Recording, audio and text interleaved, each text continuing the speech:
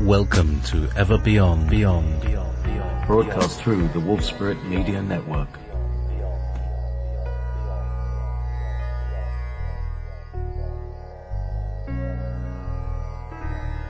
Be prepared to leave your belief systems behind as we go beyond teachers, beyond gurus, beyond duality, ever beyond.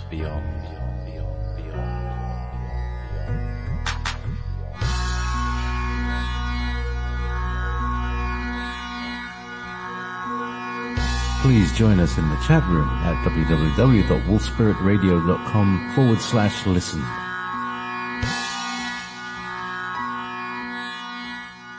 You're listening to Wolf Spirit Radio. So, here we are. Thank you very much. This is Wolf Spirit Radio. It's the 21st of May. It's 23 hours and 3 minutes in the UK. And my guest, hey, where are you, James? I'm in Mississauga, Ontario, Canada, which is a suburb of Toronto. In Canudia. Yeah. More Canadians. It's very nice because I'm half Canadian myself. No, I didn't know that. Yeah, my surname is Perron, and it's very popular in Montreal.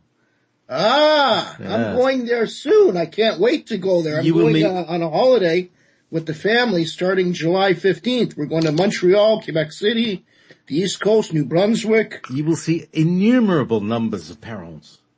Nice. It will freak you out. You'll say, that guy JP, why does he call himself P? Because Perron in Montreal is like more than Smith. For some reason, it's the only place where the Perrons it's the home of the Perrons. And I only went there when I was 6 years old in 1967. So, it's been a while. Wow. You were there in 1967. That would have been the place to be in Canada in 67. Oh yeah. Well, it was the Expo Fair. That's and right. They had, these, I have very few memories of it myself. I was probably abducted or something. But anyway, I do remember this big, geodesic globe that they had. You know, okay. It was a great big sphere, made of triangles, just like a cool. geodesic dome, but a sphere. And they had a monorail, but I don't remember being on the monorail. But anyway, there we go. There we go. Nice. So my guest tonight is somebody that so here's the background to this, James. The other day I was listening to, the first show that, no, it wasn't the first show, but, Sam Mowat, you and Ardrius, did a show on, Dave Scott's, radio program, Spaced Out Radio. And, that's right. It fascinated me because what I felt was, now, this James guy, he's not saying very much about himself, but he's saying a lot about himself. If you see what I mean. And I thought, I think I need to pull him out of a round table and talk to him on his own. Cause, you got some stories, brother. And, there's some stories of tragedy and the stories of triumph. So, tell us about what you want to tell us about. And then we'll go back and talk about some other stuff that we're connected with. Tell us a bit about how you got here, James. How I got here. Yeah. Okay. All right. This will freak you. Well, okay. We'll just say it like it is. Say it like it is. I have a memory of me being in, a foggy, hazed out room. And I was talking to three beings and, I couldn't really make out their faces. And, anyhow, I was a little bit pissed off because I was taken in for a meeting and I was expecting one thing and it turned out I was getting another thing. So I wasn't too pleased about that. And, one of the beings said, look, we have another, job for you to do. And right then I said, look, I've done enough jobs here. I'm done. I want out. And, they said to me, well, you know what? Before you say that, have a look through the viewfinder and, see if you like what you see. So I said, all right. So, what it was, it's just like, it's almost like a submarine, scope. Periscope, yeah. Yeah, that's right. Okay, so you got a periscope on a future possible life. Yeah, so what happened was I was looking down this, what they called a viewfinder, and the viewfinder, you can zoom right in on Earth from above, and not only can you see it, you can hear it. So here's the trick. I was born in 1967. So I guess this happened early 67, because I would have to be incubated in a womb and stuff like that. But what I was looking at was, I was looking at a park somewhere in North America at a group of early 20s kids. I guess you would call them hippies. Oh no, they gave you the hippie demo. They gave me the hippie demo. There's a good place to go. Yeah, fine. Good idea. Oh. And you know what? I loved it. I heard the Beatles for the first time on a UFO, and they were playing it on the radio, because back then the Beatles were, every third song was the Beatles being played on the radio anyway. And then I seen them, they're all happy, the vibe was really happy. And I said, what an incredible place, Earth's become. I said, okay, I'll go back down there. And, next thing you know, I remember, being born and being in an incubator, right? And, out popped me, right? But I believe I was on a spaceship, and, that's how I ended up here in this incarnation in this lifetime. Wow. So, basically they tricked you back in there. Pretty much, yeah. Bastards. I mean, but in a good way. I know. But to get, because when I say to get here, when I'm speaking specifically about this present moment.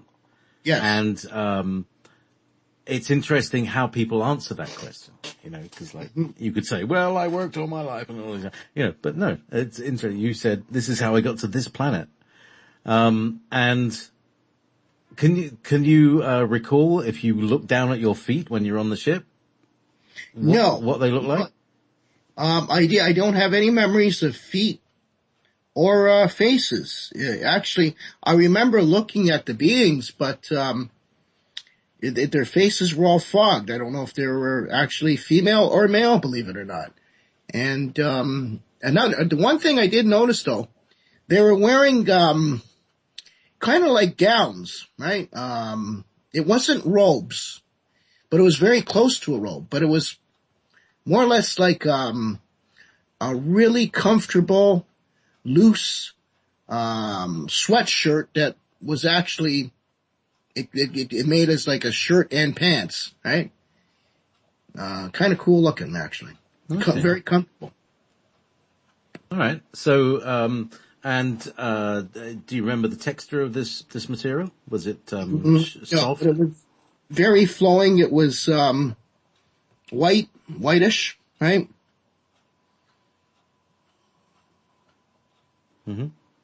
That's about all I remember, right? All right. Okay. So there, you were also in the story implies that you've been on other missions. I guess it would, yes. Yeah. And that you were kind of getting a bit tired of going on missions and you wanted to go back home. I really was, yeah, at that time. And where's home? Well, I believe it's the Pleiades, my friend. But here's the catch. I don't believe I've been on the Pleiades ever in my lifetime. Here. I believe I came from old Lyra, but I haven't been to new Lyra, or the Pleiades star system, as you would call it on Earth, right? So that's the thing. Here's the thing. There's stuff for like 280,000 years. Mm-hmm. Reincarnating. And then when I finally thought I got there, I've ascended, I'm on the ship. Wow, here I am. And then they hit me with this other mission, right? It's like, wow, right? But I liked what I seen in 67, right? If it would have stayed like it was in 67 up to around 70, I think times would have been a lot different than it is now on Earth. Well, here's the thing. One of the feelings that I have is that the 60s were those, the love energies of the 60s. That's right. They're the pre-waves of the Aquarian age. It's for sure. It's like that, but they're trying to they kind of clamp this big kind of iron thing over us to make it feel like we're in this big new world order. But it's actually much more flowing than that. And people are really chilling out and getting the idea of, hang on, we don't have to be like this. It doesn't have to be this way. Right. And so, there's this feeling that the establishment put a real kind of clamp down on the 60s and clamp down on all these hippies, which is a complete illusion because the hippies just evaporated and recondensed elsewhere. Because the hippies are the starseeds, and the starseeds are you and me and all the other trapped Lyrans and Pleiadians that have come here. Now, here's my thought as to what the plan might be. Okay. Is that we pepper, we pepper into reality here on Earth, with a kind of wake up program, frequency detector thing. Mm-hmm. And when the frequency comes to a particular point, we start turning on, and instead of being who we thought we were, out starts coming this other being who is really who we are. And it's a bit like, it's the caterpillar, turning into the butterfly kind of thing. Kinda, yeah. I think you have, you're getting something, I think you're getting onto the cusp of something that, could very well be true. So, now, one of the things that we, a lot of us, people who've woken up a bit, see the rest of the world, and everybody's like walking around in sleep and asleep. And here's my assertion is that it's okay. It's all going to happen in time. And we need to have enough people who are waking up gradually to eventually have enough people that we can buffer the shock of the mass awakening. Because by that time we'll have enough of a telepathic network so that when people do wake up, they're not waking up into a chaotic vacuum. They're waking up into, oh, something's already here. Hello. Welcome, new friend. That's right. We need a lot of counselors, people like that. That's going to be a really valuable resource. And you know who makes the best counselors? Warriors. People who have been traumatized. Well, that too, but poets and musicians. Well, they have a heart. You see, it's all about having an open heart. No. That's true. And I think they could be real ambassadors to this new concept, right, of peace, love, and happiness. Well, you see, everybody's got their part. And yes, harmony is the thing that musicians can offer us. The understanding, natural musicians have a natural understanding of the geometric reality of harmony. It's like astrology. It's all geometry and triangles and squares. Oh, you got that right. There was a guest you had on the show.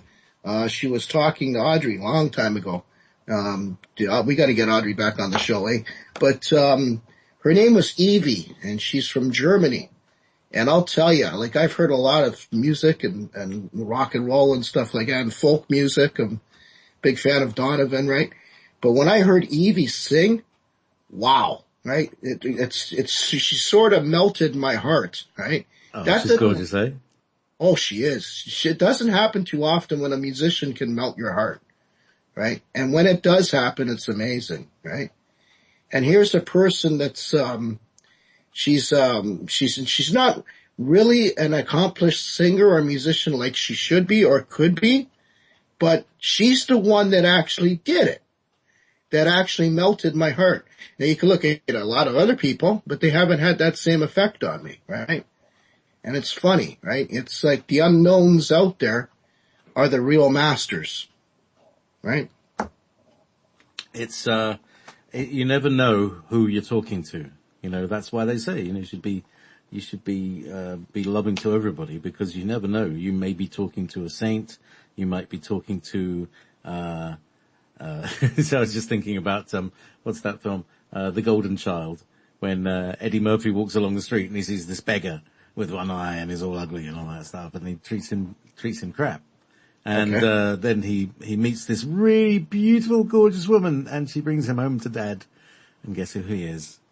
He's that same guy who was playing the tramp, who's actually the sensei, the master of the monastery. Okay. So you never know who you're talking to. That's true. So, There's something you said about that as well. I'll tell you a bit about my personality. It's not like I planned this. It just kind of happens randomly like that. If I see somebody in need, my first instinct's to help the person, right? Like I remember driving down the road, a pretty busy street in a suburb of Toronto, and there was a guy lying on the road. He'd fallen off his bicycle. So he's halfway on the road and halfway on the curb. And everybody's just going around him, right? So by the time I got to him, I got in the lane that he was actually in, threw on my flashers, stopped the car, and got out. And I said, buddy, you okay? He goes, no. I said, what's wrong? He goes, I think I broke my hip. And I go, holy crow, right? So then, because I parked my car and I blocked traffic, I guess more people in that lane started, getting out of their cars. And we finally managed to get this poor guy off the road, number one, get his bike off the road, and then we called for an ambulance, right? But what got me, JP, was it was a straightaway, so you could see probably, a good half a kilometer down the street. And you could see something ahead of you, like what the hell's on the road, right? And all these cars that passed him, there must have been at least 300 cars that passed him before me. And nobody stopped. This is what gets me about society sometimes, right? So I was the one that stopped, okay? So I'm just saying that's just me, right? But, what got me was I couldn't believe no one else did that. Like, where's the empathy sometimes too? This is what we gotta bring the world towards, is empathy, right? absolutely. Like many light workers talk about being telepathic, all right? Well, I'll tell you, it's like going to school, all right? And, so you got to progress from kindergarten, grade 1, 2, and 3. I'll tell you what I feel. I feel if you don't have empathy, you're going to have a tough time being telepathic. Because it's all tied in, right? It's all about the heart, isn't it? Exactly. And being able to open up and hear and speak and to be heard, when you can get 2 or 3 people to do that, that's when the magic starts happening. 2 or 3 people who are actually intent on listening to each other. That's what causes the magic, and that's why the radio show is magic, because everybody's sitting, listening, focused, concentrating. Listening, focusing, yes. And that's an energy. That's a morphic resonance. Yeah, for sure it is. Right? No, don't get me wrong. We all have bad days. There's times where I get up on the wrong side of the bed too sometimes, right? And, but even though when I get mad, sometimes I throw it in the jokes, right? I joke around, right? I'm kind of masking my anger, which is actually leveling me out. And I don't even know that I'm leveling myself out through laughter, through being a clown, right? Which is kind of cool, right? Just little tips, I guess. Yeah, well, it's often a way to, pop the bubbles of tension. Yes. It's a thing. It's a thing, isn't it? It's a thing. Yeah. So, I mean, one of the things, I've been, looking at so this is where I came to it. A few months ago, back in, when was it, July? I had an experience, and that experience, put me into a feeling, and that feeling brought me all the way back to the Lyran invasion by the Dracos. Okay. And and through feelings, I remembered it all. And this is something that I've heard you talk about as well. You remember it through the feelings. And that I remember how I decided I was going to do something about it. And me and a group of other people decided they were going to do something about it. And then I realized, so then if I was there, what I would do, if I had that feeling, I would find a place where I couldn't where there weren't any reptilians for a start, where you could be, kind of take a breath. And, Sure. and then we could regroup and retrain and, recreate ourselves so that we could be, up to the point, up to the challenge of it. And, so we decided that the best place would be in the future where there are no more reptilians. So we used time travel to travel forward in time. And then we started inhabiting the Pleiades. Mm-hmm. So then, after that, once we'd done it, we did we did an operation or two, and one of the operations was the destruction of the base on Maldek, and also Maldek itself. And that's part of this solar system's history. So there's that. Because I've been trying to explore all the different aspects of what all the Lyrans have done, and I think, right, okay, so that's where I feel that I've gone. And when I look up at the Pleiades, I feel that that's home. And there you're saying, well, you look at the Pleiades, but you don't feel that you've been there, yet you feel Pleiadian. Right. Exactly. So does that shed any light on these feelings of yours? It does, in a way. You made a good analogy there, which is something that could very well be possible. Like, I've heard Audrey talk not a lot about it, but he says about different timelines. We've talked about timelines in our personal conversations. And I've shared some dreams, which is what me and him also believe are different timelines. When we dream, we're actually living another life on another timeline. And so we talk at length about that. And it's possible to time travel. It's funny, JP, about a month ago, I interviewed this guy, and it totally happened randomly. His name is Bruce Beach, an old guy. And I found out he was an old American that used to be in the military, ironically. And he's been living in Canada for about 3 decades.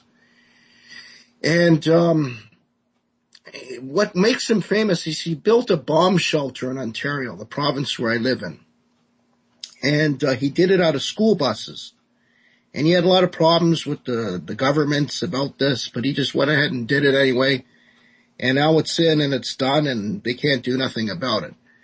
And I wanted to interview him just on that fact alone, or meet him, actually. Sounds like a character. Anybody who would take a whole load of buses and make something. Well, did he bury them all and make a kind of underground complex? Yes, he took about 80 school buses. Holy crap, I'd love to do that. Or I'd love somebody to do that, and I could live there. Yeah, he did this. And now the day I went there, he's about 80 years old, so he's up there in age. And it started drizzling. It was real Scottish weather, right? And so we couldn't see the bomb shelter, but that was okay too. Like it is what it is. And we agreed to come up another time, but all of a sudden he started talking about all these other subjects that I had no idea I was walking into, but I loved it, right? I was impressed. I was, okay, I know about that. Yeah, okay, right? And then before you know it, I said, well, look, buddy, I said, do you mind if I tape you? And we'll put you on YouTube or something. He goes, yes, by all means. I said, okay. So he rambled on for about 7 to 8 hours. And I had to pause, and they had camera problems, and there was a lot of interference, but I got a bit of it on tape, and I'm going to go back and see him. Now, here's where it gets interesting. He started talking about time machine, or time travel. And then as he's talking about time travel, I'm looking at him. I'm physically looking at him. And of course, when you say time travel, the first thing that should pop in your mind would be the French writer Jules Verne. And as I'm looking at him, I'm going, geez, I said, this guy's got a beard. He's old looking. He's got the physical appearance of a Jules Verne. And then I started joking with him, like your name's JP, and I'd say Jules. I'd say Jules instead of JP. And he would look at me and kind of hesitate, which kind of did something with his eyes, like saying, okay, like try to mask something. I said, okay, this is interesting.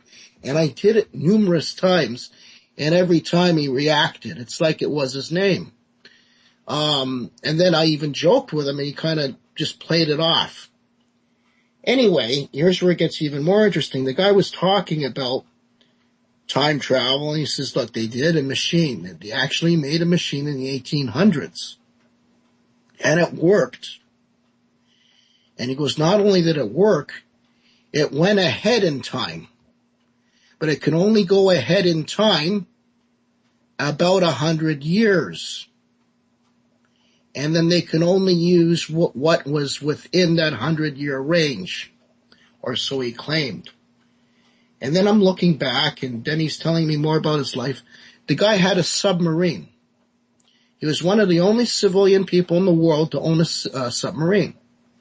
He also had a 350-foot yacht with a crew of about 50 people.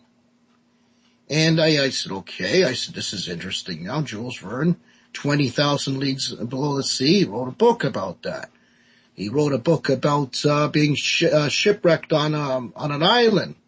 There's the beach. This guy's name is Bruce Beach. He's beached, right? So you got ships, submarines, time travel, all these things Verne wrote about. And then I said to him, I said, okay, so what were you doing with a submarine and a yacht? And he goes, I was a self-made millionaire 3 times over, and I lost it, gained it, lost it, and I gained it all through the stock market. And again, it's like, okay, well, if you were a time traveler, you would probably know what stock to buy, right? Before it became a high price. And we kept on taking smoke breaks, because I was with a few friends, and we kept on talking about all this. I'm saying, I really think that.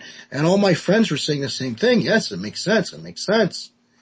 And, so anyway, we went back in, and he says to me, we're talking more about this, his ships and submarine they owned. I said, so what prompted you to have all this? Like, what were you going to do with all this stuff? Like, you sound like you're Jacques Cousteau or something like that. And he goes, well, sort of. He goes, I wanted to find some treasure. And I said, okay. I said, so whereabouts was this treasure? Now, he mentions the Gulf, he didn't say Gulf of Aden, but he said somewhere close. And I think he was masquerading what he said for the real Gulf of Aden.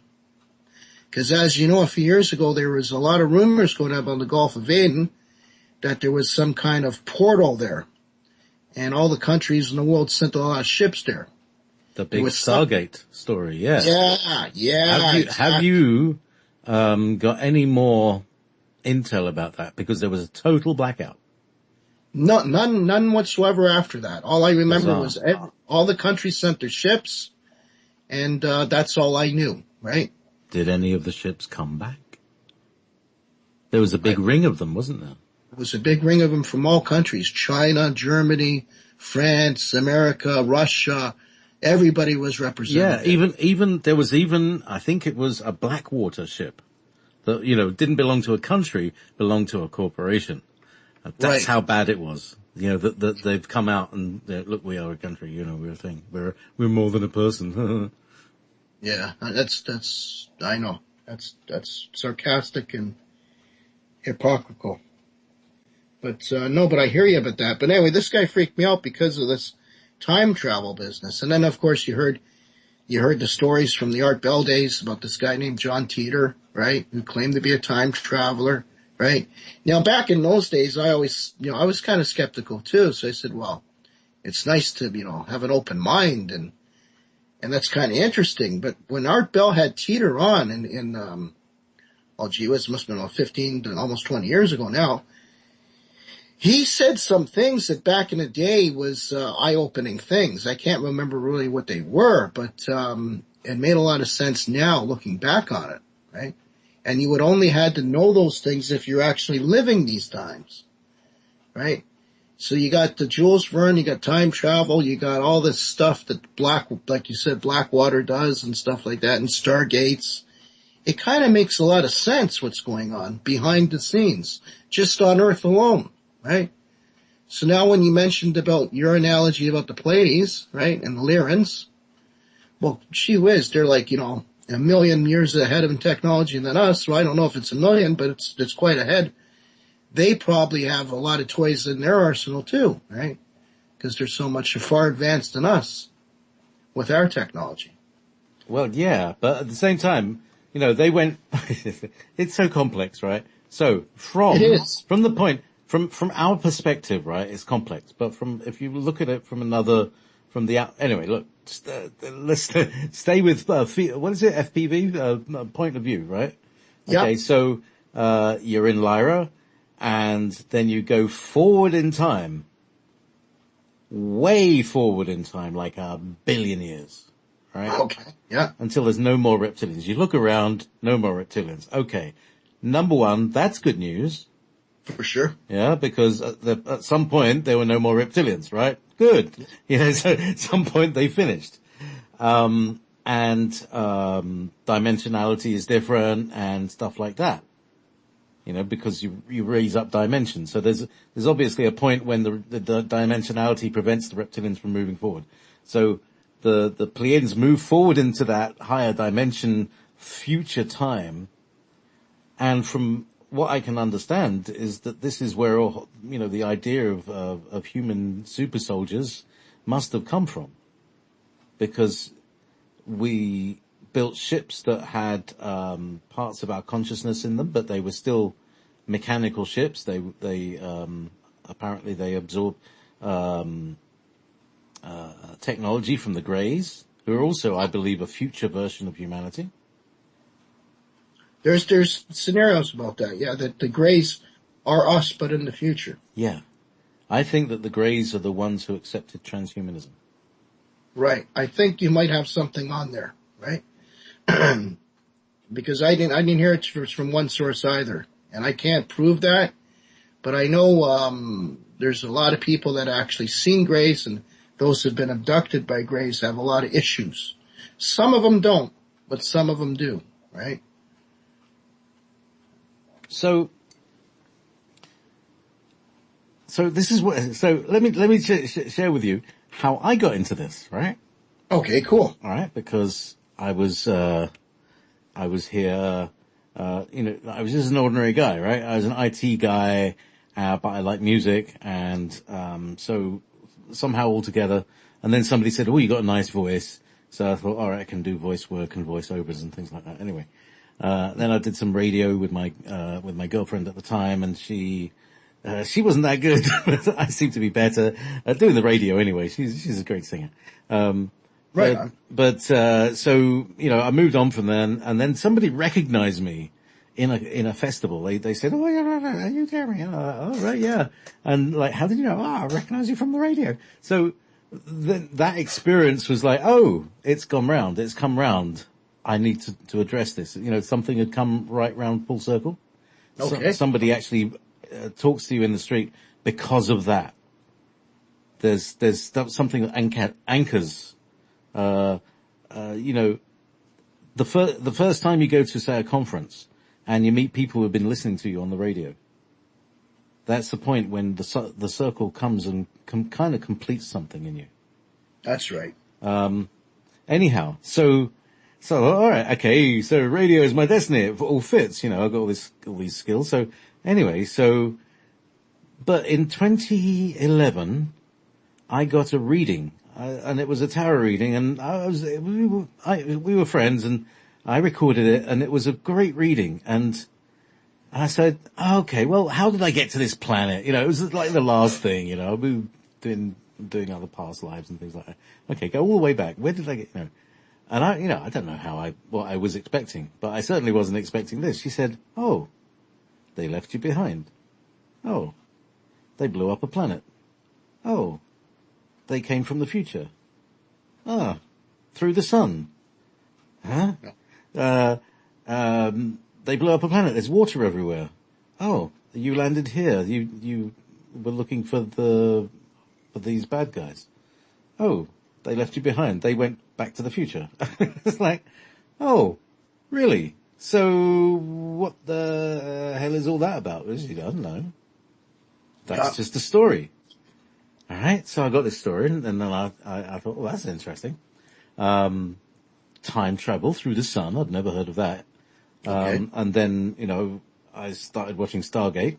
Then, Yeah, good show, by the way. yeah, Good show. the best, some of that. I got such a great reading list.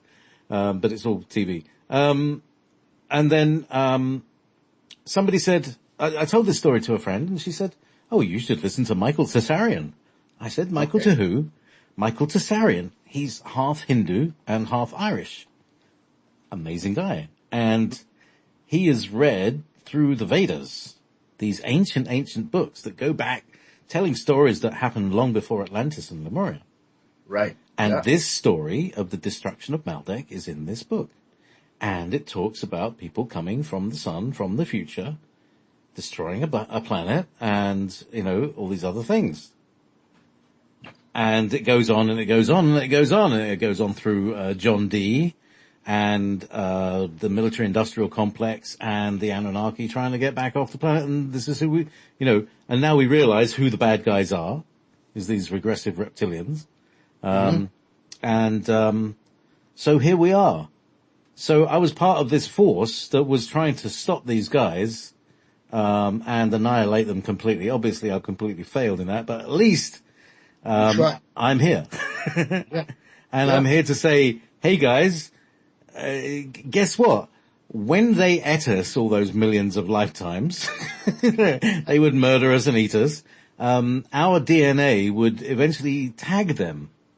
So they glow in the dark. Okay. Yeah.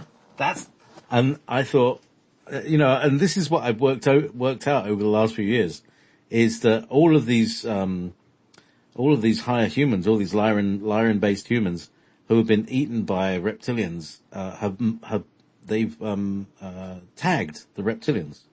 Okay. So now it's time to pick them all up. It's going to be easy to extract them, to find them. They're all marked, which is what they didn't like, because of course they, if they're marked, then they can't be hidden and they can't do their nefarious little deeds. Exactly. And also in a situation where there could be a possible, let's call it, I want to keep this upbeat, so I'm just going to say it really quick, but it's just a scenario that may or may not happen, okay? So hopefully it may not happen and we can move on and live a life of dreams. But in an event of a nasty situation, because of our auras, our psychic resonance, which can be seen from space apparently, just our glow, our auric glow, identifies what star group we all came from. So you heard of the term when they do the roundup or when they do the rescue missions, if there are one, right? Each of the alien types know who to beam up on their ship, right? And make an evacuation if there need to be one, right? But at the same token, with the reptilians, you would know about them. Now, here's another thing for you. I, like one of your guests there that you have that I very am fond of, because he's very eloquent in the way he talks, and he's a very pleasant personality, is Simon Parks. And Simon Parks, of course, he said he's got some insectoid in him, right? And I know a person here in Canada, major abductee. At least he's an experiencer more than an abductee, but he has been abducted. And he's been abducted by these insectoid beings as well. His name is Paul Shishi. And there's two people I know. Well, I know Shishi, I don't know Parks, but I heard of him. They're not too bad in personality. They're not a heartless person. They have a heart and they talk through empathy. And they actually talk good about intentions of Earth, which is a good thing. So, insectoids, those two, they're alright, right? They're actually pretty good. And I've asked Audrey this too. I said, look, isn't there going to be one day where we can all live in peace? right? Like that song, Live in Peace. And he goes, if we take one element out, yeah, it could be done. And then I heard, the guy Kramer, Randy Kramer, I heard it on Mars. I think it was, no, actually it wasn't Kramer. It was, Tony Rodriguez. It was Tony Rodriguez that said this. And Rodriguez said on Mars, which he claims to serve time there as a slave, everybody gets along more or less, right? But everybody doesn't like the Draco. Reptilian don't like the Draco, Insectoid don't like the Draco, human don't like the Draco. It seems to be the Draco that everybody just doesn't like. Those pesky Dracos. Yeah, right? But what I'm getting at is we talk about reptilians and, in some cases different types of species. But if we get past it all, like, there is a possibility that we can all live together, right? We can all work together. We can all live together. And hopefully that can be done. It was done in Atlantis, the time we had Atlantis. It was like that before they started the war again. And who started the war again? The Draco again. Those pesky Dracos. Exactly. Right? So here's the thing. I mean, so you can see how this story all starts falling together. And then, like you're saying, you know, everybody's got a piece of the puzzle, because I didn't know about the destruction of Maldek until I saw that video with Simon Parkes and Randy Kramer. Yeah. And they, very kind of, tangentially,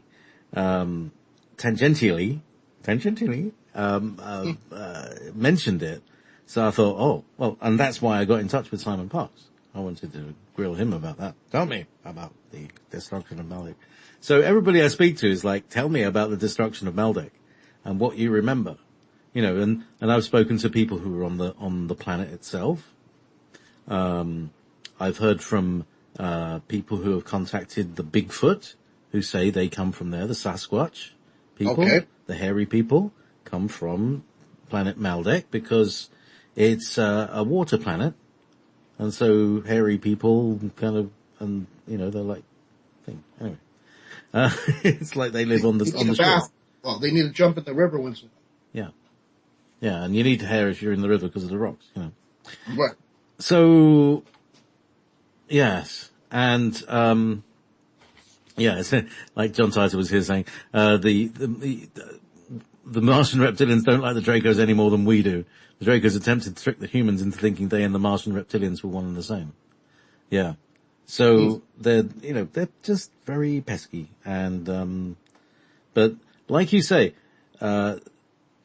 everybody's gonna glow with a particular color. And, at some point, everybody's gonna go at some point. Is that right? Or maybe not. What do you know about this like separation of two Earths, if at all? You know, like Dolores Cannon has been talking about, like some sort of mitosis thing. Mitosis? Yeah, I like Dolores Cannon. She leveled me out when she was alive with her videos because, as you said, when you fully awake or start to awake, it could grip you by the boo-boo really hard, right? So, people like Dolores Cannon and Jose Arguelles were people that I didn't know, but I heard of, and through their videos, they kind of grounded me. Another one was David Icke, Michael Tessarian's another one, right? And Dolores Cannon, very good person, very good heart, and, see, different timelines can present different things. And who's to say this is the only timeline, right? So in one timeline, it could be exactly like Dolores said. And in the other timeline, gee whiz, the Nazis could have won World War II and we'd be all speaking German, right? Or Chinese for that matter, right? So there's different timelines that present different possibilities. But what I was taught through my discussions with Audrey said that what happens on Earth right now, and even Dan McMullen said this to me. Dan McMullen's kind of grounded me too, because sometimes I have my yaha moments where I'm kind of down and all that. Dan said, you know what? Live in the now. Live right now. Don't worry about what happened an hour ago. Live now. And I got it in my head, okay, yeah, you're right. Okay, and I just put that memory out of my head and started living now. Okay, so that thing happened to me an hour ago. It wasn't exactly a cool thing. So let's make some other cool things like right now. And I just move on. So Audrey was saying what you do now, right here on Earth, affects all the other dimensions. So this is, it's like, you can't be sitting on the fence no more. You can't be saying, oh, I'll do that tomorrow. Right? And our buddy said, well, you can't, just let it be. No, you gotta do something, right? Okay, maybe you're not working, but if you're not working, you can do other things. You could be doing what we're doing right now, be doing an interview on a computer. We could be on the computer. We could be educating. We could be posting stuff. We could be creating awareness. We can be volunteering. We can be doing good things for good people, right? Stuff like that. And so we can bring about a consciousness point. And if you tip the consciousness point, everything's exactly. Yeah, absolutely. This is the theme of kind of Simon and my conversation earlier, when I was, he was saying, what's the point of? He was essentially saying, I'm summarizing, I'm paraphrasing, let's say, like, I could vote for, I could, try and be prime minister, but then I'd have to go into politics, and I hate that. Right? That's what he said. Cause basically it's like, what's the point of going into that pile of toot?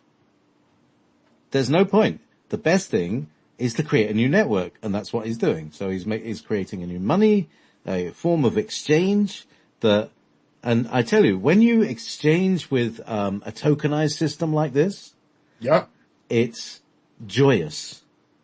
It is really a joyous thing to do. It makes you happy to spend money, as it were. Mm-hmm. Yeah.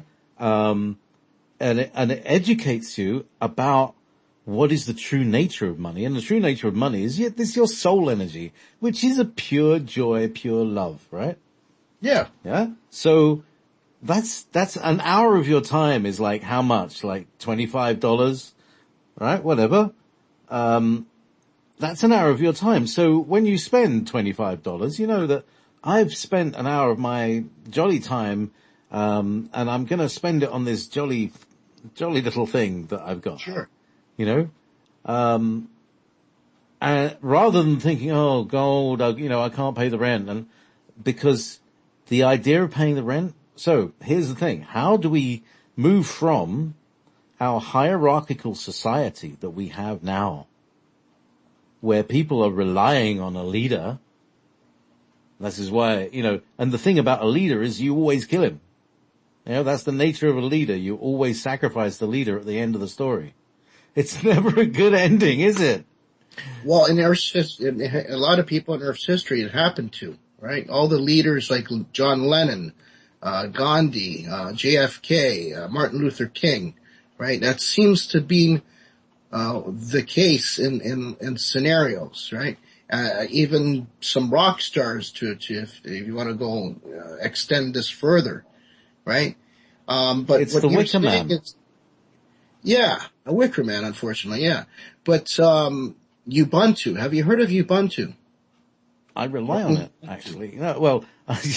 There are several levels of it, and one of them is the operating system that I have been using for the last 6 years to broadcast Wolf Spirit Radio.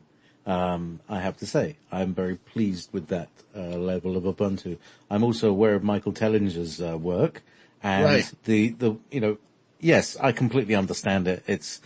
Look, we all know what it is. Everybody's got a different name for it, and that's why people fight. But we all know what we want. We all know that we don't want a hierarchical society. We don't want anybody telling us what to do with our time. Yep. This is precious to us. Yeah. Right? Because we are creator beings. We also don't want anybody telling us to do with our thoughts. You know, we don't want, actually, now I'm gonna be controversial here. We don't want Disney capturing our children's imagination. I want them to give it back, please. Because that's what they're going to be used to create the world of the future. You know, much as Sean loves Disney, it captures your child's imagination. What's the worst thing you can imagine? Anyway, we're all looking for, our tribe, our clan, our community. And when Audrey started talking about these people are from this clan and this people are from that clan and they're on this planet, I thought, my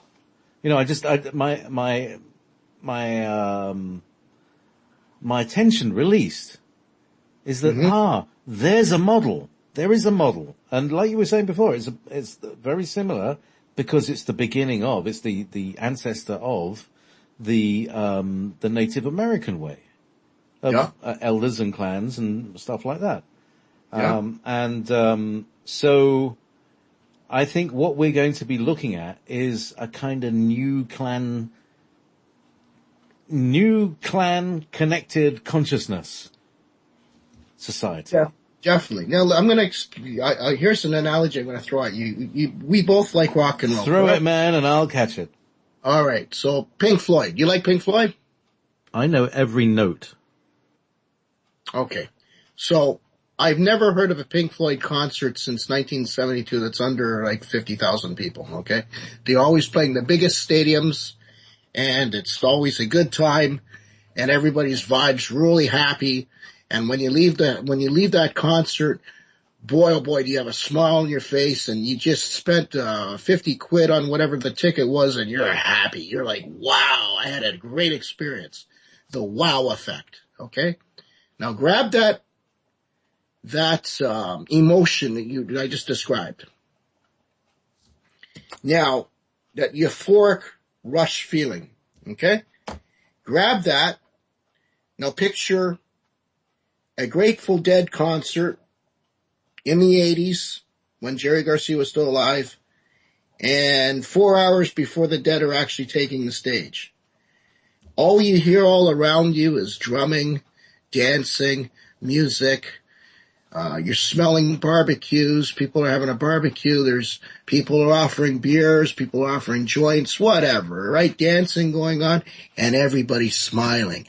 Everybody's happy. Everybody's in a good mood. Mm-hmm. No problems, no strife, nothing. All right? That right there is what the 60s were. And we still haven't lost it. But people just gotta look around. Now you take that and you put it in the bush somewhere or a piece of land or anywhere and everybody's happy. Everybody's co-creating. Look, I've got a terrible voice. Okay, so I won't sing. I'll do something else. I'll plant trees and I'll do a garden. All right? You might have a great... You can play drums, man. Or I can make drums. Right, there you go, right? You, on the other hand, you're a great musician. You can make the music. So while I'm planting the garden, you can be playing a song. And while everybody's hearing you play the song, the teacher could be teaching this and everybody be learning and doing their part. This is what the Pleiades, they do. This is what they said. And they don't gotta work a lot. It's really like, 2-3 hours a day, right? And if they want a day off, they take a day off, right? And everybody does their part. And when you work it out, it's like 20 hours a week, right? Doing what you want to do. It's not like, okay, I gotta get a job and all of a sudden, I got a job and, I'm the guy that goes in the sewers and cleans up the sewer because that's the job I got and that's the job I got, right? But it's not necessarily the job I want to do, right? But it's the job I got because I need to pay bills. But the Jimmy thought is, okay, you know what? Jimmy likes to do a garden or plant seeds or whatever. So you know what? Now I can pick my own job to do. And there's no obligations and there's no fuss about it. Right? Because I'm one of many doing the same job. And the job has to be done 24 hours a day, more or less. Right? This is how it operates down there in the Pleiades. Right? Everybody does their part. They have cafes like we have here, apparently. Right? They don't eat a lot. Not like we do here. right? Because the air is different. You actually don't even have to eat at all. You can just breathe in the air, and that's your nutrients, right? But they eat out of pleasure, right? They'll go to a cafe and probably go on a date just like we do, right? That part hasn't changed. Do they hold hands and feet? You know what? I don't know. We'll have to ask Audrey. But that's a good, funny question we can ask them. I like questions like that because it brings a bit of laughter. Yeah, because we do need a bit of laughter. I mean, considering a lot of the conversation of the day has been pretty, it's been wide ranging, and we've touched on some, pretty heavy and dark subjects. So it's very nice to bring love into it. Getting back to Audrey though. Mm-hmm. He's over at Standing Rock. He's been there for about 8 months now, eh? That's right. Him and Dan. Now, when they first got there, before the altercation at the camp, they were there for about a week before there was an altercation on the bridge. And during that week, that camp, they had about, a few thousand people there. And they had solar-powered stuff. They had inventions that were all green energy inventions. A lot of people were helping a lot of people out. They were camping. They were doing a lot of good things. And it was seen, right? And they had no electricity, but everybody was powering up everything with solar energy, wind energy, a lot of great things.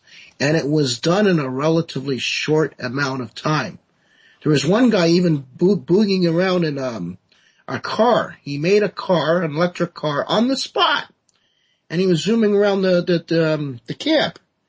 So if they can do that in a little amount of time, imagine what we can do on Earth if we have the opportunity, right? And you know what's restricting us, JP? JP Morgan. No, JP, well, that's one of it. Part of the establishment, part of the... Yeah, exactly. The JP establishment. And the things. I mean, in a way, that's why I hold that name, because it's another alternative JP that is not, greedy and horrifically, damaging to this, person, this world. Anyhow. See, I always thought it was because you take a lot of, intermission breaks or whatever, right? Well, indeed. And that is perfectly timed, to take, an intermission, because some people must. That's true. And some people must. And this is Must by Nusrat Fateh Ali Khan.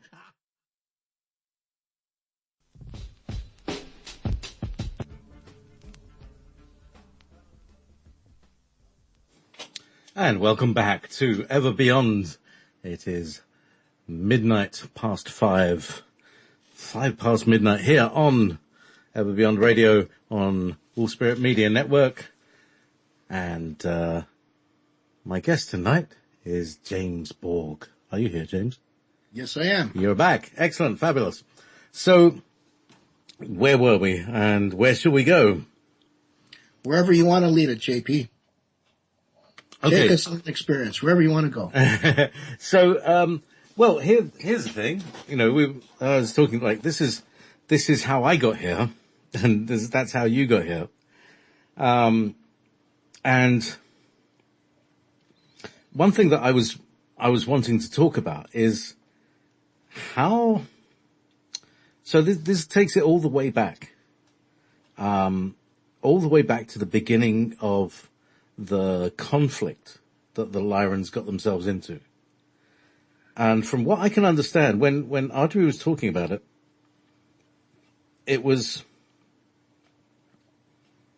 it's spread, the shock of it spread throughout throughout the whole, system, instantly, and everybody felt the shock and the panic and everything like that. Do you have any recollection of that moment? Excuse me.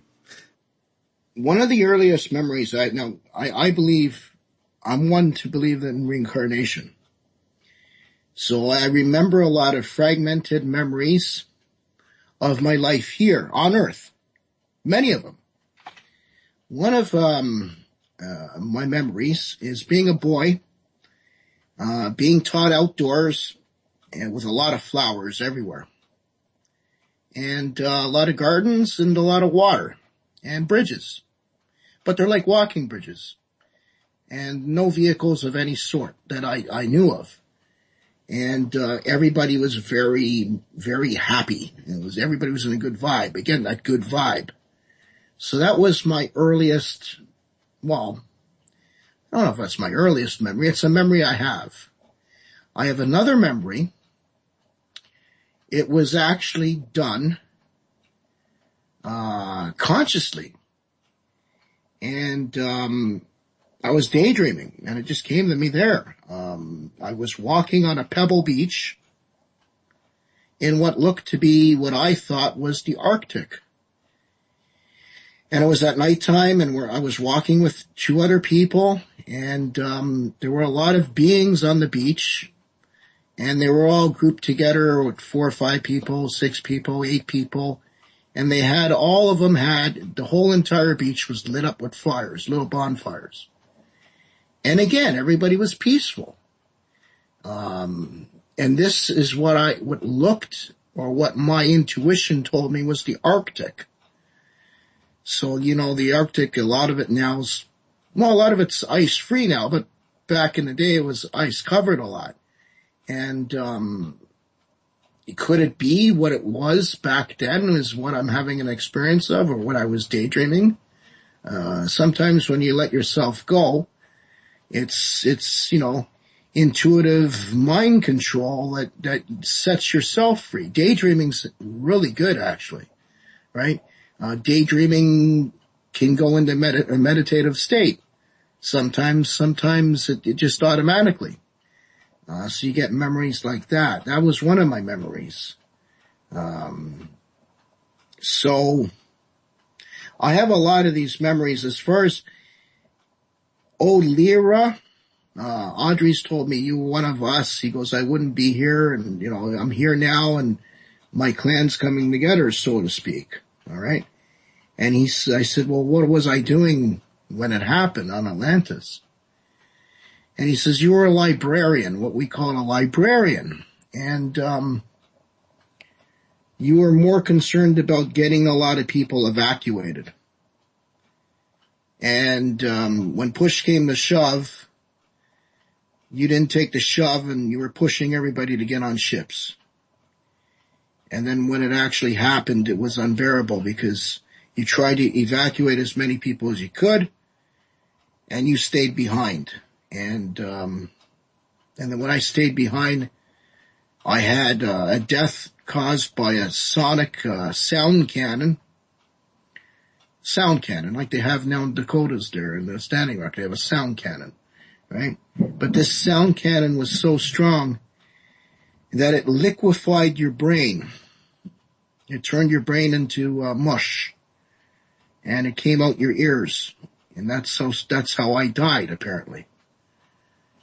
On Atlantis, when we had Atlantis, or Atlantia, as a lot of Palladians call it, Atlantia. We call it Atlantis, they say Atlantia. It's interesting, the names that things are given, isn't it? It is. And you think, well, here I am on Earth, right? I look up at the sky and I see this little cluster, and we call that the Pleiades group. And then I look over there and I see this other cluster, and I call that the Ursa Major group. And I look up there, et cetera, et cetera, et cetera. But we look up at Lyra and we see a lyre, a guitar, a harp thing. Okay, yep. But from Lyra, it doesn't look like itself a harp. It does. This is one of the questions that I've always had is like, how come things are named the way they are, and perhaps they're not named the way they are, but with, like you just said, the Pleiadians call Atlanteans, it's called it Atlantia, which makes sense if, rather than Atlantis. That sounds like a Greek ending, doesn't it? Yeah. So the Pleiadians call themselves, actually, Ardri says the Pleiades, doesn't he? He emphasizes the Pleiades, the third syllable. True. And there are all these slightly different pronunciations that, right. And there's his name and the other names, they're very Roman sounding, aren't they? Like Ardrius is a very Latin sounding word. It is. It's also, they have a lot of the names start with the letter A. Right? His wife's name is Arianas. Right? And I don't know why that is. It's just the way it is, I guess. What he said that it had something to do with emotion or the way you feel. So it's the way you feel is which becomes your name. So here's where it involves a lot of science where I'm not very good at. So if you were to measure at an emotion in a scientific way, which I don't think Earth technology has the capabilities to do so, it would make us a phonic sound. And that phonic sound of the emotion of who that person is becomes your name. That's how I believe the names are given out. Which was, that in itself is really... The sound I just made. Yeah. So, and here's the thing, because I spent the first 5 minutes of my interview with him, how do you pronounce your name? Because I could hear everybody saying that and they're saying it wrong. It's a tongue twister. Because they were saying that everybody's calling him Audrey, right? Which is a girl's name. Well, that could be my fault too, because that's the easiest way to call him, right? Because let's face it, he's got a lot of, in our vocabulary, he's got a lot of letters, and it's not a name like George or Joe or James, right? It's actually, you got to be careful pronouncing it. And it's Audrius, right? So the best way to write it out so you can pronounce it is write it out phonically rather than try to figure out what the actual alphabeticized letters are, right? Because it's nice to pronounce his name the proper way, right? Here's another one. Okay. Pleiadian sister in the chat room is saying her name is Arona. Are the women, Ad are the men. There you go. So now, but also you're saying another thing is that the feeling. Okay, so here's the correct syllable. The correct syllable is the sound that you make when you have an aha moment. Ah. Right. Ah, Drius. And then the name sounds Ardrius. Between you and me. Mm-hmm. There's a connection. Aha. You're giving me the aha moment between you and me. There you go. There you go. Right. So. And, Pleiadian sister's name is Arona. It's a nice name. Mm. So, so there we go. So Ard and Arn, and there you go. So I always wonder what my name is, because I've never quite figured out. I mean, these other people call me Primus, but that's something else. But okay. I still don't know. I haven't been introduced to my Lyran self face to face. I only see it from the inside out so far. It's quite an interesting thing, and it's a very distant connection. Anyway, I hope to make more connections with it, and I believe that making connections with people like yourself and others who are starting to have this hockey stick of memory recapitulation of remembering who you are, getting your head back. Okay, yeah, that's a good one. Yeah. And you see, here's the thing, right? We know we're wiped, all right? Take that as a granted. So, then, we know that there are also tricksters who are going to come along and say, oh, I know who you are, and, they take you right up down the country path and back. Yeah. I know who you are and you owe me. Beware the bearers of false gifts. Uh-huh, uh-huh. Yeah. So, and then there's people that you just have a feeling of like, oh, I feel for this person. I don't know why, but I just got this feeling of like, if he's sad, I'll feel sad. If he's happy, I'll feel happy. You know, there's this resonance with them. And this, I believe, is what is happening more and more. And these people are your clan. And they're also on the same mission. And this is the unnamed, the unspoken mission that we're all here doing, which is the mission of beingness, because we have no word for it yet, because we haven't experienced it firsthand. Do you understand what I'm saying?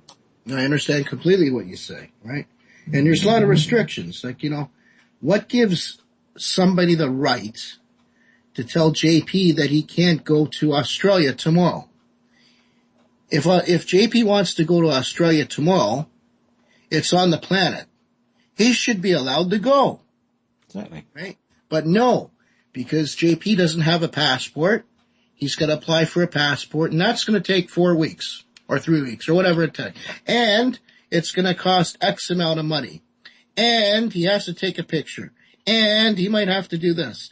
And he might have to produce other ID. Right?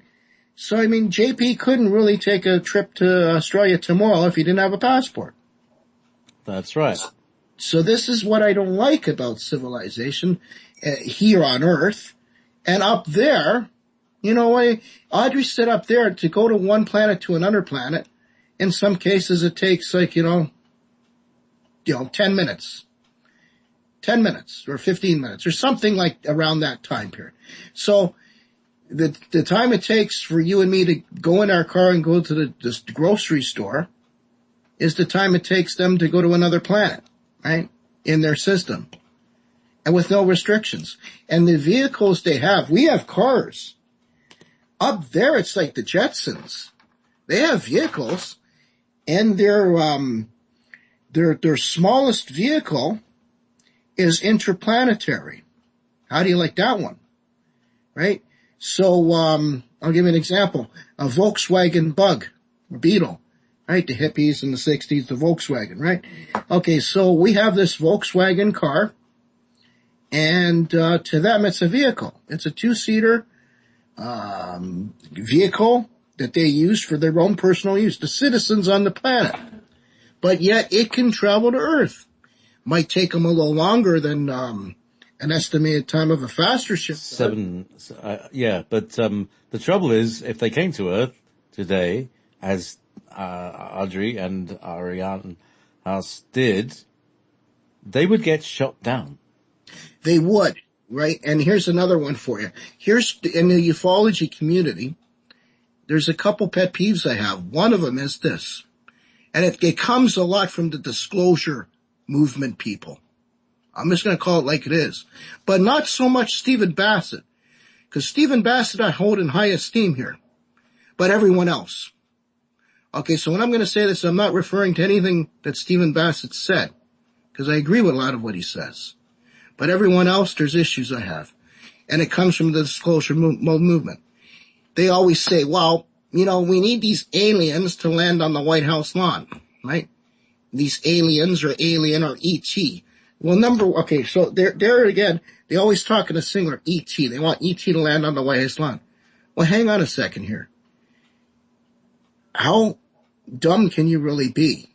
If you look at Earth, and you look at all the flora, all the fauna, all the mammals, all the reptiles, all the birds, all the life on the planet, they all can be considered Earthlings. And it's plural. So when you say Earthlings, you're actually identifying quite a lot of species on the planet. All right?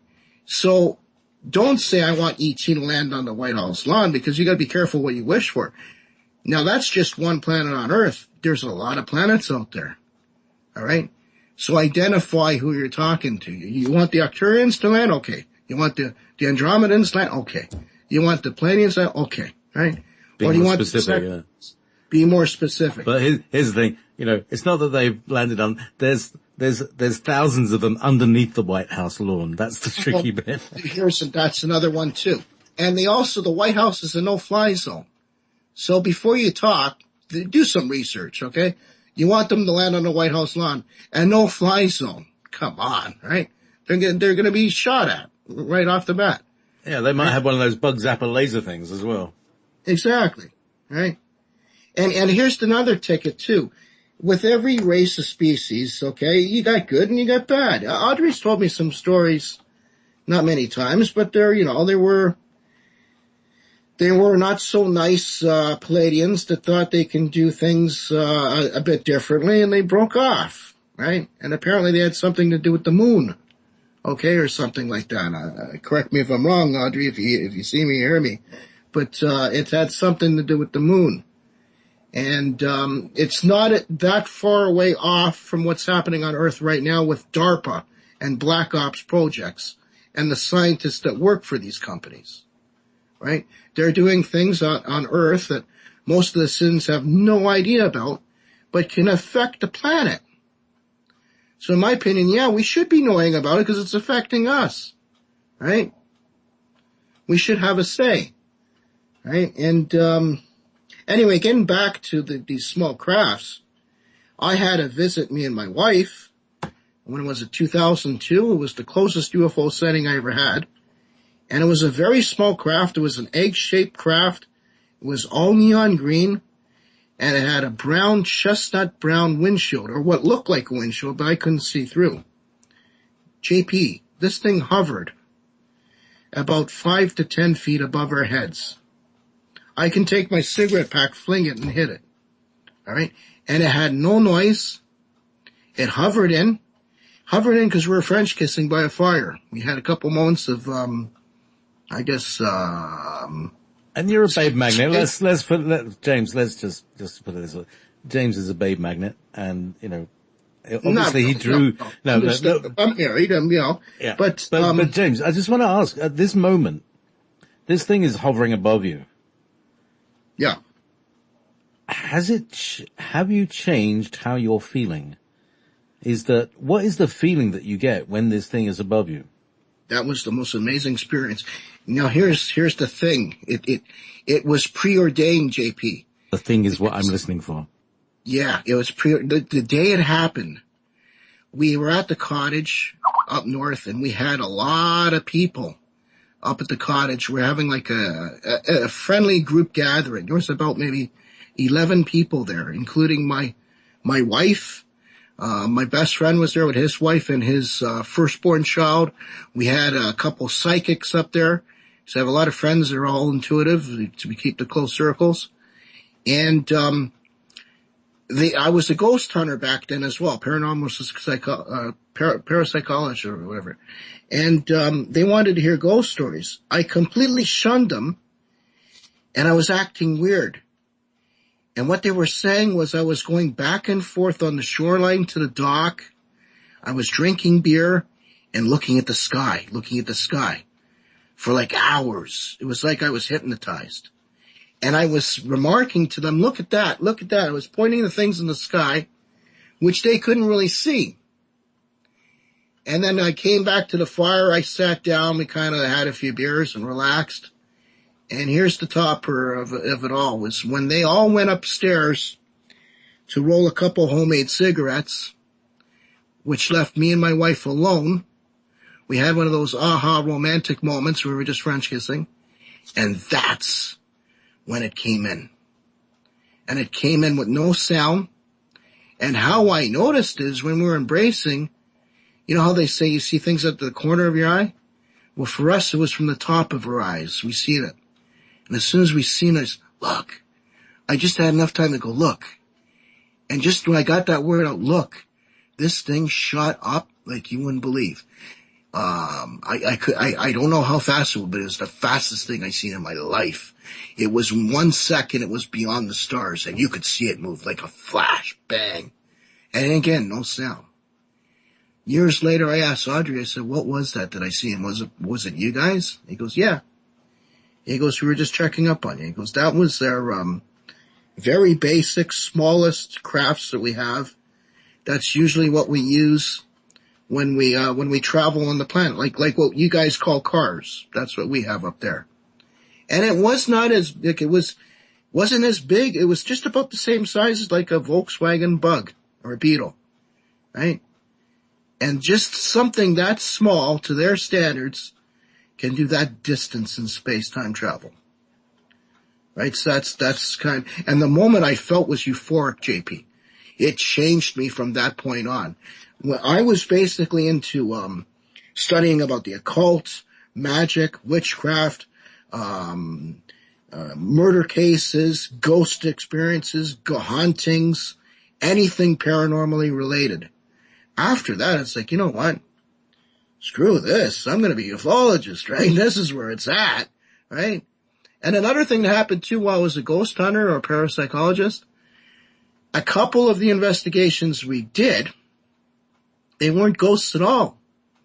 It was gray related, right? Because don't forget, grays can, pop in and pop out, phase in and phase out. Other entities can do that too, that are alien as well. And so a lot of times, and you come from a haunted area too in Scotland where you're living, a lot of people might think it's a haunting. It could very well be a haunting, but it could be a haunting of a different sorts. And how I found out was one day we took a picture, and my colleague at the time got it on digital. And this was the transition time when we were going from 35 millimeter film to digital. And at that time, to own a digital camera, just a very basic one, cost like $800. And I think he had an Olympus photo, so it was just a basic digital. But at that point, when you took a picture, you could actually see it, a second or two later on the digital screen, what you took a picture of. And that's when we seen the gray, when we snapped the picture. I was like, wow, right? And then that basically took my whole focus of attention into the alien-related side of things, into ufology. And then I got ridiculed, I got spammed, trolled, everything, because now I'm talking about all these experiences that I'm having, and everybody's pissing down my neck, right? Which might be the wrong person you want to piss down the neck, because, I was the type of guy, if you give me a little elbow, I'm going to elbow you back, right? I had a little mean streak at the time too back then. So, I wasn't, what I'm trying to say, if you hit me in the chin, I'd hit you back pretty quickly too, right? Again, I guess that comes from maybe my roots, right? Believe in super soldier. Well, it's not that far off from Duncan O'Finian, God rest his soul too. He's recovering in hospital. Duncan is Scottish Indian. So I have Scottish roots. I also have Scandinavian roots. The name Borg is actually a Scandinavian surname. It's a bit of royalty and in the Vikings, the first Viking king in Denmark, his name was Borg. And I think in Denmark, I think the actual king and queen is named Borg, still to this day. And so there's one that the Illuminati might be afraid of, right? Here's a guy like me, an occult researcher, pretty adept at all types of subjects on the occult, good and bad, can handle himself in a fight, knows martial arts, knows how to fight, not afraid to fight, can fire a small arm firearm really, really good, and I mean a shitty gun at that, alright? So imagine what I could do with a good gun. Can throw a knife pretty good, can hit a bow, like take a bow and arrow and hit a bullseye, whatever you want me to shoot at. You basically pick it and I'll hit it. Smells, I could smell in the forest. I got an amazing keen scent of smell, like a wolf-like smelling ability. So I could sense things, right? I can sense danger, right? So you get a guy like me, I now present a clear present threat to anybody in an Illuminati, all right? Because now not only can I got these capabilities, but I could also think the way they do. So I can get the group out of danger, right, at any given moment. Anyway, I don't mean to ramble on, but it's just the way it is, right? So maybe there's other people there sorry to interrupt you, but maybe there's other people there listening, right? That are also like us, right? Like the Duncan O'Finians and the Brad McBullens of the world, right? And, or even that they weren't even in MK Ultra projects, but a guy like me that were just keen to a lot of stuff, right? But have these characteristics. These people are very adaptable too to have in your circles because they're the people that protect the people. And I'm not saying they're necessarily a leader, but they can help diffuse things. And, no, they're in service. It's all about service. Nobody becomes a leader. That's the thing. It's exactly. all a circle, which is the original word that has become the word today's church is kirk, right? Kirk, circle, you see? Okay. Church, kirk, circle, you see? Same word. Okay. And so the idea of, a church is a group of people sitting equally in a circle. Which is fantastic. You see? And that's what we do when we sit around the fire. Yeah. There's no better place or worse place. There is the place for everybody. Yeah, that's right. And that's choice. Exactly. So that's where we want to go, really. I think back towards that egalitarian, having it's basically the end of dominance. I'm fed up with dominance. I'm fed up with people telling me what to do. Nobody, not even me tells me what to do. Oh, it's insane. Yeah. I knew a guy. He was, here you go. When I started Euphoria, which was a meetup group in Canada, was to meet up people like me that had UFO experiences and sightings. And then walked in a person that was Department Zero. He was a Canadian that's an implant from Romania. And he was no different than Duncan O'Finian when he got to know him. And he started telling me his life story. He had the ability to have, he has the psychokinetic gift, right? So he can actually move things with his mind. And so what happened when he was 7 years old, he was in the forest and he was making rocks float. And then he was showing his mom and dad. And this is communist Romania back 30, 40 years ago. So when they seen their son moving rocks and floating pencils in the air, they made an appointment with the doctor really quick. And the doctor gave the guy a pen to move on his desk, and sure enough, he floated in the air. Well, the doctor promptly called the government, and the next day the government came to take my friend away. And then he started to stay on a government compound. It was like a big school, but it had everything in a school. Bunk beds, sleeping quarters, restaurants, a workout room, schools. And they did tests with this guy. And so he became like the Romanian version of what you might call a super soldier here. And not only he passed with flying colors, a lot of other kids didn't. They died because some of the tests they do are life-threatening tests. And then to make a long story short, they taught him how to be a nuclear physicist. And he was also a paranormal investigator like I am, but working for a shoot of the government called Department Zero, which is part of the Romanian government at that time. And even back in the day, he goes, even Russia depended on Department Zero, right?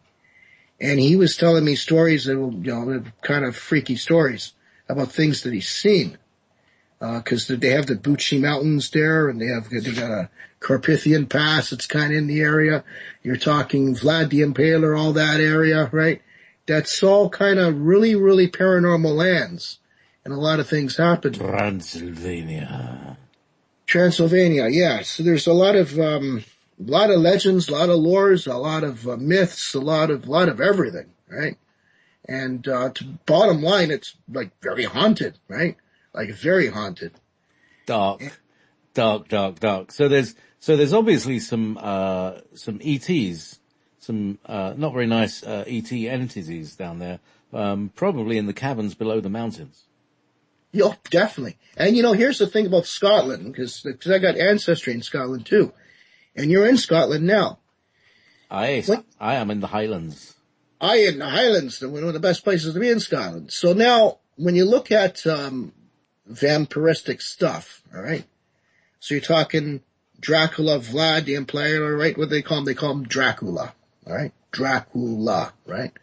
Okay, so now, in Scotland, in around 10 AD, there was the influx of black magic, all right? And that's when you had a lot of the noble people were actually playing around with black magic, all right? And you had the Zoroaster religion come across, right? The Baphomet symbol and everything else. But it was tied to bloodletting and sacrifice and Gothic stuff at that time. And when you look at the Baphomet symbol, it sort of looks like a Draco, or what they called a demon at the time, all right? Demon, Draco. You put two pictures of two drawings of what both people are interpreting, a demon, and someone else is calling a Draco. They're the same thing, just drawn by different artists. All right? I think it's something that is burned into the descendants of Lyrans. It's burnt into the DNA. It's like, here's another thing, James. You've been around studios and stuff. There's one thing that is really uncomfortable in a studio, and that's trailing wires. Not just because you're likely to pull them up with your shoes and trip over and destroy someone's $600 guitar, but there is, and I do it because when I tidy up the cables on the floor and order them, the place feels a lot less anxious. It feels like there are no snakes in the room. Uh-huh. Yeah, okay. Okay, so again, going back to this idea of demons and Dracos being more or less the same thing, I'm willing to, I'll take those odds. Yep. Definitely. And here, what were they all doing back in those days? They were bloodletting, right? There was, Draco was drinking blood, or a lot of blood involved, a lot of blood gore, right? Even if you go back into the Mayan civilization, right? The very first evidences of the Maya culture, for the first 300 years, they were not bloodletting. They didn't have sacrifices. And then something changed. They were introduced to something. Man, if you walk to Chichen Itza, which is a very famous site in Mexico, not too far away from Cancun, a couple-hour drive, that site's riddled with carvings of snakes and all sorts of reptile figures, right? They even had a game where they played a ball court game. I wasn't sure if it's the winner or the loser. I would imagine it's the loser. If you lost the game, you're sacrificed, right? And then they had the pyramid there where, when you climb the pyramid, it's supposed to be, you're going to see the god, right? But the thing is, when you get to the top, they're also going to rip out your heart and sacrifice the god, right? So it's like, whoa, right? Very goristic, very gory stuff. But what did they do? They left the heart and the organs open as a sacrifice. The next day, all that stuff was gone, eh? There was no hearts remaining. There was no sacrifice. They had to do another sacrifice the next day. Who ate it? I don't know. Was it vultures? I don't know. Was it vultures all the time? I don't know. But I do know they sacrificed a lot of people. What's the reason behind this? What's the reason why they had snake carvings on their pyramids and places that they had in the village there? Everywhere you went was depictions of snakes, right? So it's like, wow, right? It's mind-boggling, this blood gore, bloodletting. It's like we've been corrupted. And we weren't corrupted early in the beginning. It was like a gradual thing, right? once we had the invention of the sword and iron and we started making knives, then it sort of happened, right? Don't forget the Mayans were probably one of the first when it came to manufacturers of the knife. Now their knives were made out of obsidian, which is a volcanic rock that's very sharp. It's almost like a glass-like rock that you couldn't really break. It's also a hard stone, right? But again, it was after they had the knife, then they came to this bloodletting stuff, right? It's almost like they were corrupted. I'm going to just say plain flat out. If there was anything like a creation of Lucifer or the devil or Satan, it's like he presented himself to these people in different times of history and said, do it this way and I'll reward you, right? This has happened to the Maya. This happened in Scotland in 10 AD. This happened in Romania. It happened in Italy, right? All throughout the histories, you see evidences of this stuff, right? And it's a corruption. The whole world we live in is a corruption. They say the whole world's a lie. And you know what? The deeper you go, the deeper you read, mark my words, it is. All right, get this. I mean, today, there's a revelation. All right? Okay. Because we have been lied to about one of the most important fundamental things.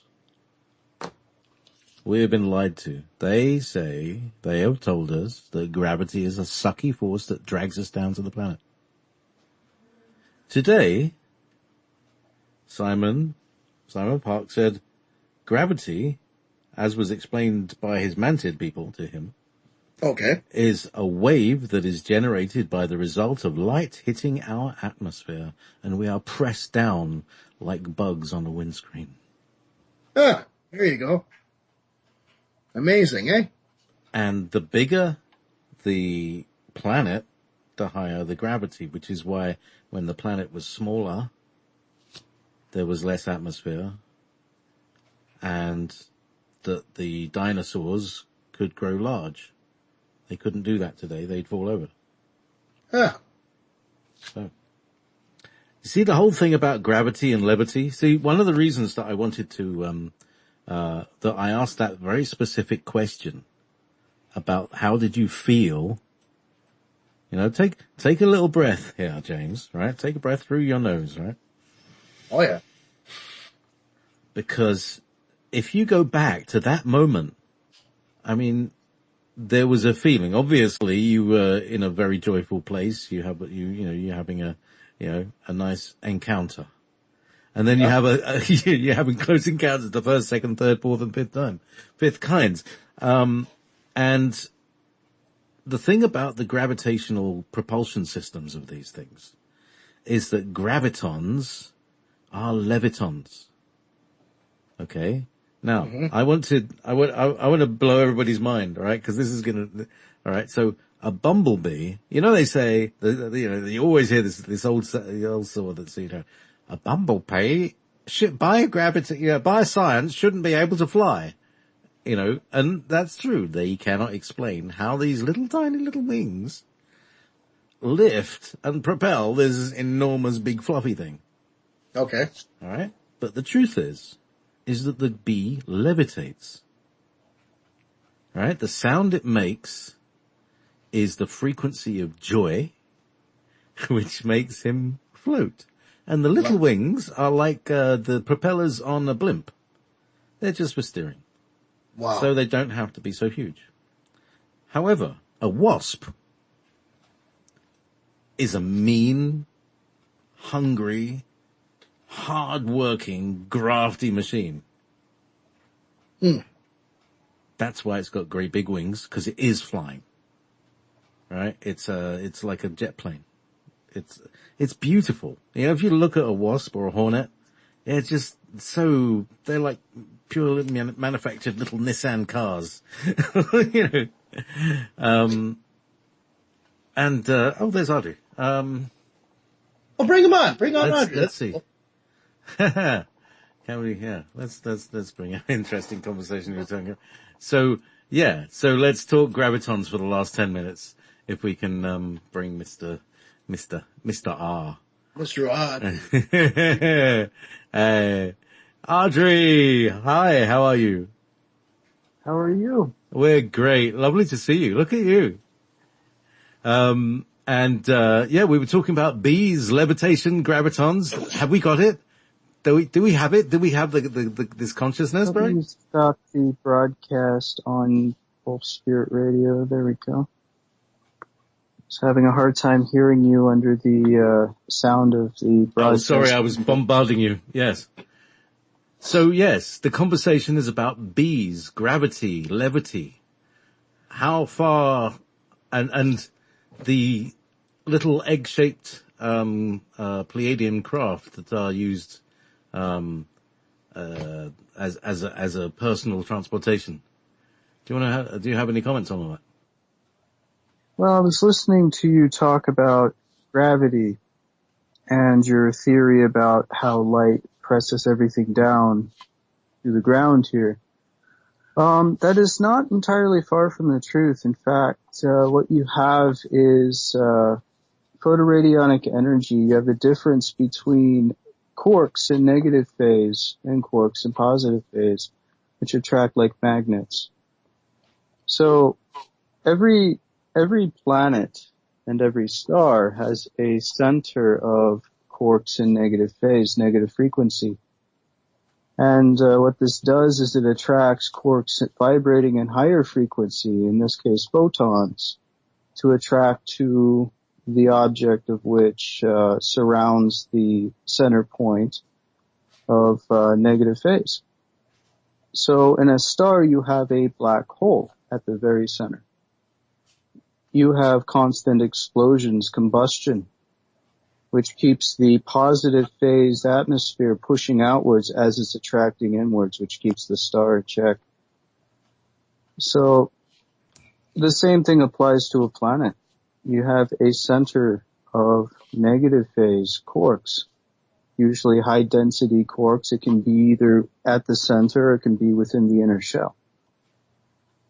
And this creates the illusion of gravity.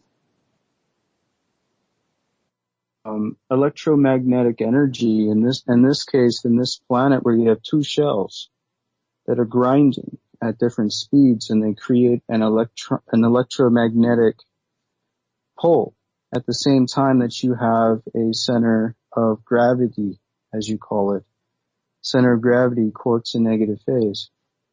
So this creates gravity as people know it. It holds everything in place. Remember that every atom has quarks within the nuclei of the atom, and all of those quarks can be in negative phase or in positive phase. It can also be neutral phase. Does this make sense? So how does that connect with the atomic number of any atom and the geometric structure of its nucleus? It has to do with the number of quarks within the nucleus of the atom. And that also determines how many protons, neutrons, and electrons that will be attracted to that. Those protons, neutrons, and electrons are made of photoradionic waves in different frequencies and combinations. Yeah, that's where it gets weird. Where it starts when things start becoming particles, and then they start out as waves and then they become particles, and then what is that? What is the whole thing about particles and waves? And there's a nature that is neither particle nor wave or both, or what's the deal? Is it? Oh, can you shed some light on that paradox? It's all energy. Everything is energy. Everything flows through everything else. Everything has attractions. Everything is diamagnetic or it's magnetic. In this universe, everything is made of the same thing. So where you have positive quarks and positive phase, which are in high frequency, the higher the frequency of those quarks, the brighter they glow, creating the illusion of light. You also have, on the opposite end of the spectrum, quarks in negative frequency, so dark you cannot see them. They're out of your perceptible range. So this is what people refer to as dark matter. What happens when these quarks collide? The frequencies don't dissipate, they equalize, which creates a neutral frequency depending on how high or low either side was when they collided. And it may appear that they disappear, but matter's not lost in this universe. Nothing is ever destroyed. Things are transferred. Energy is transferred, balanced or misbalanced. Wow. Hey, James, you're back. I'm back. I was just listening. When Audrey talks, I kind of listen because it's like I'm in school again. So I don't want to interrupt my lesson here because I need to learn too.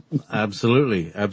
It's a comfortable position. I was wondering about this as well earlier. You know, is this a familiar position to you, Audrey, to be talking to James and myself like this?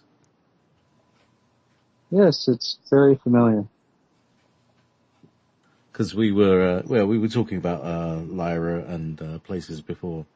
And also something that I was going to bring up, and here you are, in the months that we've gotten to know each other. One of the things when you first started out, you were saying we really must get together and have an Ubuntu society and Ubuntu, and we need to do that. Yeah. And then, wham, there you are, and it's manifested before you. That must have been quite a feeling. Well, it was an amazing feeling, coming here to Standing Rock and seeing the people that were trying to live without money, that were trading and bartering, living within their means and trading as they needed, and producing free energy, producing goods and materials, and creating things. People that were imagining, people that were manifesting what can be into what is. We created a society here that is now changing the world, but this is the first example of that I've seen in a very long time in the United States, and this is by far the largest example the United States has ever seen, aside from prior to 1492, when the natives here were living in a free society anyway. So trading and bartering as they needed, living within their means. So they had a society before, long before the United States. And seeing that again, seeing the people get together and work together as a united front, here in the United States is very humbling. Now, I'm speaking of this in past tense, although these camps have not ended. They've just, the people have moved around the United States. A lot of the people I've been tracking from the camps are now between about 250 camps, and currently we have Flint, Michigan. Camp Promise is, they're fighting for their land. Their water is completely polluted, and, they're living in slums out there, and they're trying to fight to get their land back and to prevent them from being evicted. So, them being the people that live there. So anyway, out here at Standing Rock, watching these camps grow, watching these camps flourish, and people working together to make this a reality was by far one of the most humbling things I've seen in the United States up to this date in a very long time. So I was very impressed to see people really trying to break away from the government mind control system. That they were trying to fight against the mind control system that has been in place for over 500 years. Starting back in 1492 on these lands here, when, Columbus and, came in to take over the land. Columbus is really not a name that the natives like so much for many reasons that people have been, terribly misformed about in the history of the United States. He was a rapist, he was a murderer, a pedophile among many things, and raped and killed many Native Americans here. So this is how the Native Americans see the United States. What we're trying to do is to, create a society where everybody can live in balance without a mind control system, to create an Ubuntu society where everybody can live freely, where everyone can live without money. And as I said before, the camps here, this is the first example I've seen of people attempting to do just that. So we didn't need money within the camps. We didn't need anything outside of our means. We just lived very simply. We sat around the campfires. We sat around the sacred fire. We prayed. We sung. We danced. We had a wonderful time. It was a magical experience. And for all of you out there that may have not had the opportunity to come to these camps up here, there are still many around the United States. You got them as far south as Florida. You got them in Texas, Arizona, Illinois, Iowa, Wisconsin, Missouri, Michigan. You got camps everywhere. So, South Dakota still has a couple. We have Prairie's Camp down there. We have Eagle Butte.